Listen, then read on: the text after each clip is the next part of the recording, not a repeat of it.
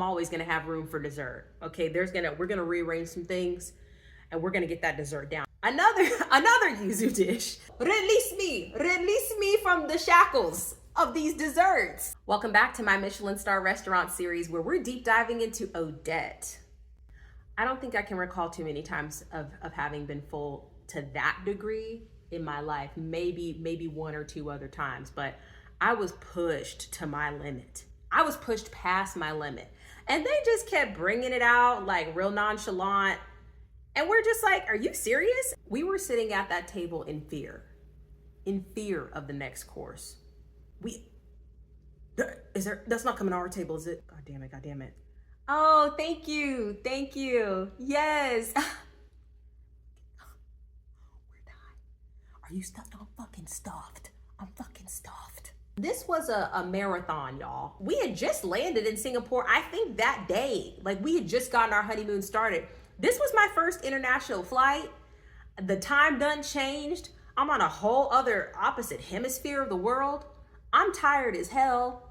It's already, we started this thing at like 6 in the evening. Girl, I was dying. It was like just a war of attrition. They just kept wearing us down and bringing us plates and bringing us. It was a great problem to have, but we were just like, damn. Y'all bring out one more thing. I don't think I'm gonna make it out of here. Y'all are gonna have to wheel me out of here. Y'all need to call the ambulance. Please, call first responders. I need help. I was bursting at the seams. So they brought out this last little dessert and we're like, okay, cool. So this was the pre-dessert. This was the dessert before the dessert. I love dessert and it does not matter how full I am. I'm always gonna have room for dessert. Okay, we're gonna rearrange some things and we're gonna get that dessert down because that's what I do, baby. I clears a plate. I clears a dessert plate, okay? So when I saw this, I was like, yas. So this was the pre-dessert. It's a yuzu dish. It's just kind of like an ice cream sorbet kind of thing. We didn't even know this dish was coming out. It wasn't on the menu nowhere, so I can't even remember to tell you what it was, but I know it did have yuzu in it, and I think the bottom was like a pomegranate granita. It had just like a flavored ice. This was very good. I liked it a lot. Then they bring out what I think is, okay, the final dessert. Another yuzu dish, but this is a yuzu tart. So it has like that creamy yuzu frozen custard kind of thing. Then they have like a thin cookie at the bottom. I guess that's what makes the tart, but it was like buttery, crispy like a cookie, almost like a graham cracker, very yummy. And they had little pieces of basil, and you could actually taste that basil was kind of infused with the yuzu custard.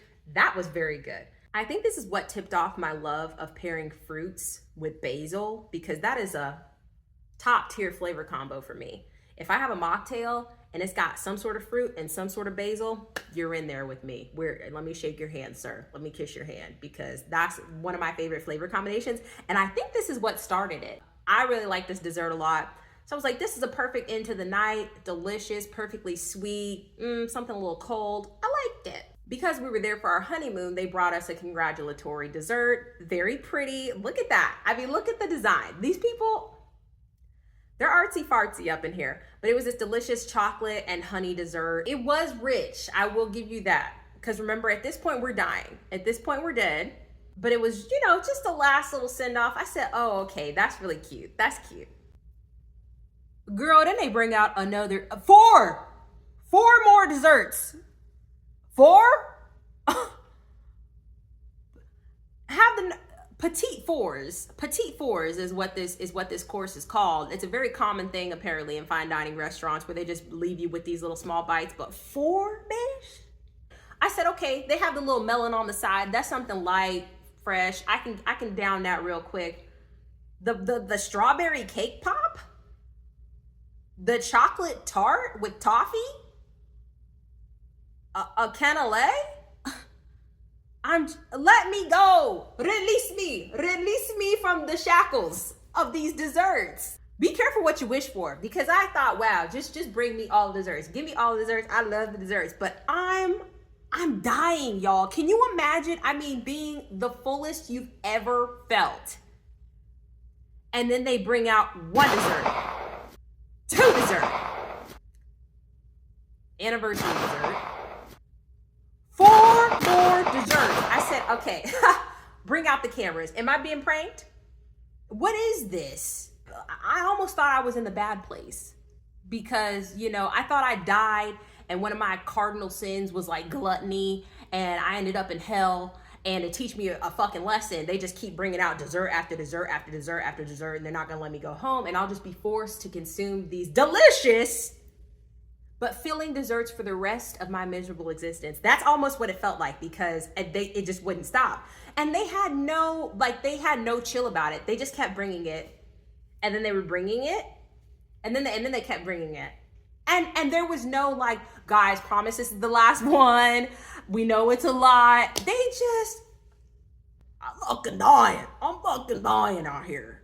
My husband is an actual human garbage disposal. He can eat my plate, your plate, and the table over's plates, and still go out for food afterward if he feels like it. He's a teeny tiny little slender man.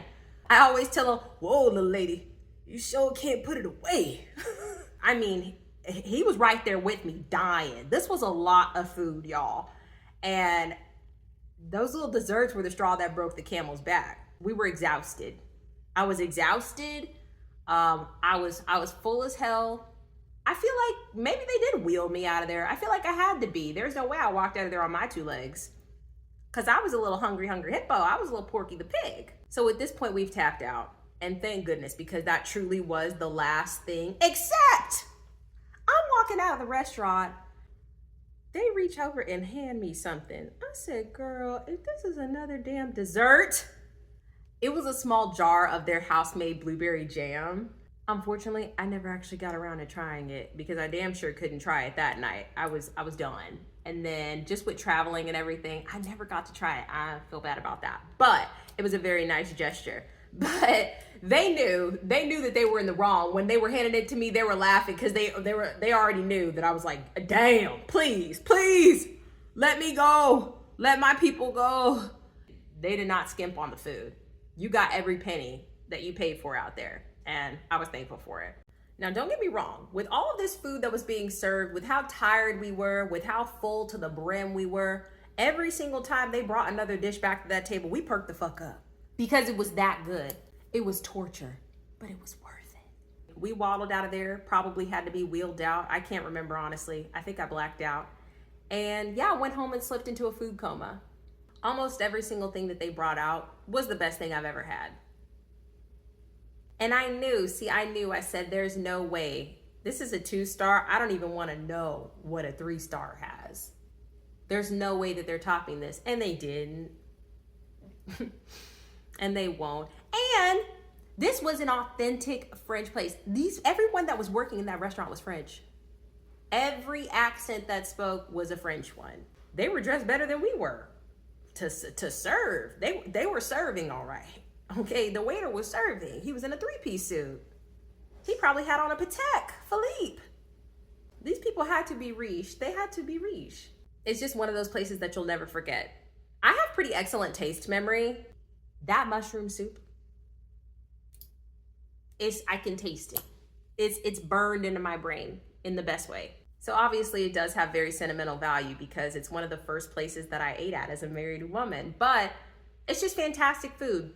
Service was stellar. The ambiance was romantic. And it didn't have this pretentious, hoity-toity, extra fancy, nose turned up kind of vibe. These were just friendly people serving you phenomenal food, and it was a fucking vibe. Every dish, like I said, crafted with intention. Flavors were elevated beyond their limits. Everything was just so thoughtful, even down to the gift that they gave you when you walked out of the door and the note from the chef, like very thoughtful. Odette. Yeah.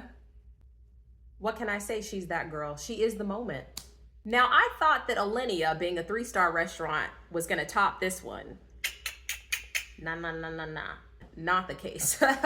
Like I said, there are no restaurants that have topped that experience yet, but there are a few that got damn close that were 2-star restaurants. Stick around, I got some more stuff for you. Till next time.